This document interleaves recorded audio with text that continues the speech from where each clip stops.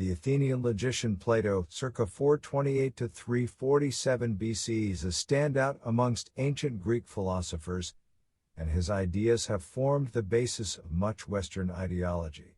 He was a student of Socrates, and he carried on many of Socrates' teachings in his work. He established the Academy, thought to be the world's first college, and in it he taught his most noteworthy student, Aristotle. Plato was interested in the relationship between man-made and naturally occurring structures, and the impact this had on people and society. In his book, Republic, he explores the meaning of justice and asks the question, is the just man happier than the unjust man? Here, we have listed the top 12 contributions of Plato. Number 1. Established the first university in Europe. In 399 BC, after Socrates was condemned to death, Plato left Athens. It is believed that he traveled extensively during this period and returned 12 years later in 387 BC. There is no record of the specific time that Plato's school was established, but research suggests that it was around the mid-380s BC. The Academia or the Academy was established outside the city limits of Old Athens and offered a wide range of subjects taught by experts in their field. The Academy was thought to be the principal college in Europe and attracted scholars such as Eutychus of Cnidus and Theaetetus, both mathematicians, and Aristotle the philosopher. Plato knew that such an establishment would foster social advancement and a progressively steady government, and he presided over the Academy until his death in 347 BC. The Academy was destroyed in 86 BC after the attack on Athens by the Roman despot Sulla. Almost 500 years after this, in 410 AD, a restored Neoplatonic Academy was built as a center for Neoplatonism until 529, when it was shut down by the Christian Emperor Justinian I, who believed that it was founded on agnosticism. Number 2. Insight into the philosophical teachings of Socrates. Socrates is credited as being one of the founders of Western philosophy. Even though Socrates was highly regarded in his time, he didn't record any of his lessons, and his ideas are known only through the writings of his contemporaries such as Antisthenes and Aristippus, or his students such as Xenophon and Plato. The exchanges or early writings of Plato appear to be directly acquired from Socrates. Plato's teacher Socrates is, for the most part, the focal character in these works, with subjects normally revolving around Socrates' dialogues. The most well-known of the Socratic dialogues is the Apology, in which the character of Socrates defends his ideas against the charges of the Athenian court. Number 3. The theory of forms. The idea of structure is key to Plato's philosophy and may be directly linked to the teachings of Socrates. The idea is that non-physical forms, or ideas, are the most accurate reality, and the marvels of the physical world are an imperfect reverberation of the ideal, perfect model that exists outside of reality. In his work Republic, Plato demonstrates this theory of forms in a representation called the Allegory of the Cave. Number 4. Epistemology or theory of knowledge. Plato believed that genuine knowledge could be gained from the wider universe. For example, in his Socratic exchange Meno, Plato explains how a child can discover mathematical theories without prior knowledge of the world, reaching logical conclusions by asking questions and considering alternative responses. Plato claimed that this was possible due to the memory of past lives or through learning by examination instead of perception. He suggested that knowledge is intrinsically present in an individual's spirit and has been concealed by their views and experiences of the real world. Number 5. Division of labor. Plato recognized the need for humans to work together in society for mutual benefit and profit. He believed that everyone had different skills and attributes, and these could be combined to meet the needs of the whole of society. He stated that people could be divided into 3 main types: those who were driven to produce things, such as farmers, tradesmen and craftsmen. These people were said to embody the hunger element of the spirit. Those who acted as guardians and were concerned with protection and the soul element of the spirit. These people were said to be courageous, trustworthy, and daring, such as military leaders, those who were concerned with the reason element of the spirit, rulers or scholars who were smart, discerning, self-controlled, and pursued intelligence and equity. This was considered to be the smallest of the three groups. Number 6. Politics.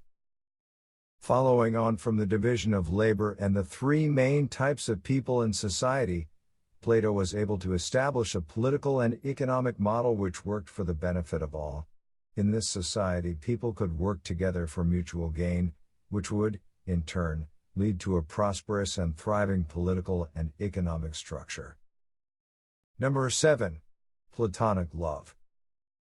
In his work Symposium, Plato attempts to explain adoration and excellence. In this philosophical work, 7 characters give addresses on the commendation of eros, the divine force of affection and want. Plato investigates different perspectives through these characters. The character of Socrates talks about how men should begin with an attachment to a specific individual, which then leads to love and admiration of their physical and moral excellence. One should also adore an individual for their knowledge and, lastly, cherish and welcome their individuality. It is said that in this lies the first seeds of what we know as Platonic love, a sort of passionate and otherworldly camaraderie without a sexual element. Number 8. Craftsmanship and verse. Plato says that poetry is inspired by dreams and isn't discerning. In the Phaedrus, he talks favorably of this and of other sensations, such as intoxication, sensuality, and imagination. In the Republic, Plato often objects to Homer's verse, but in his Ion, the character of Socrates gives no trace of this criticism.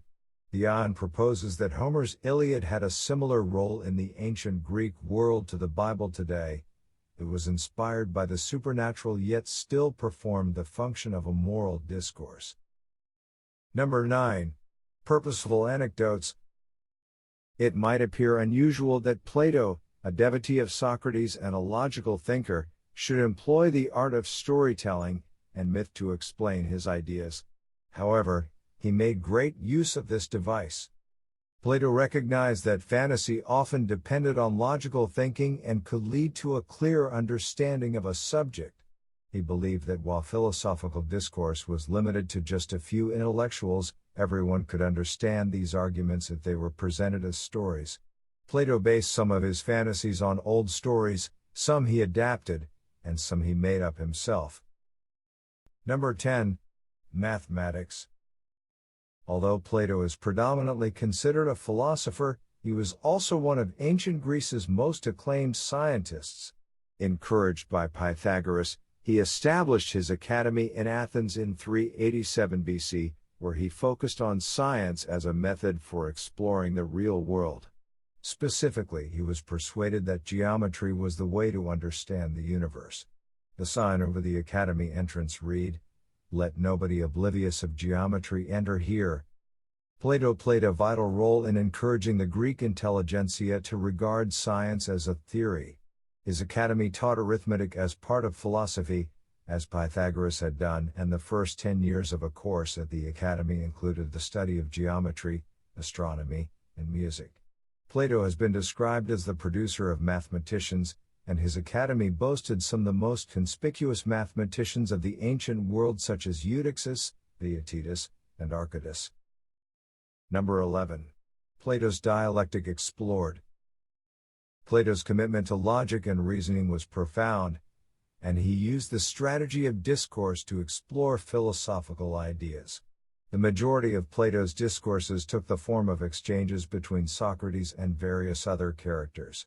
These characters argue and disagree with one another, and Plato used these exchanges of different viewpoints to set ideas and thoughts against one another, allowing the best ideas to rise to the surface. This technique guaranteed a thorough examination of each idea and is still used in philosophical discourse today. Number 12. Laws and Timaeus. In Laws, Plato's final work, the philosopher returns to the subject of society. In contrast to the Republic, Laws concerned itself less with defining the ideal state and more with planning a practical, if imperfect, System of government. The characters in laws worry about the experimental subtleties of statecraft, forming standards to meet the vast number of possibilities that could arise from the present reality of human problems. A huge and intricate work running to some 345 Stephanus pages, Laws remained incomplete at Plato's death. The biographer Diogenes Laertius tells how it was left unfinished and written on wax tablets. Plato's Timaeus is famous for documenting the creation of the universe by the demiurge. In contrast to the medieval creation stories, Plato's demiurge does not make the universe out of nothing but creates it from essential matter similar to eternal forms. Plato takes the four elements, fire, air, water, and earth, and states that these are combined into what he calls the body of the universe. Out of all of Plato's works, the Timaeus deals most directly with what we regard as the essential sciences, such as material science, space science, etc.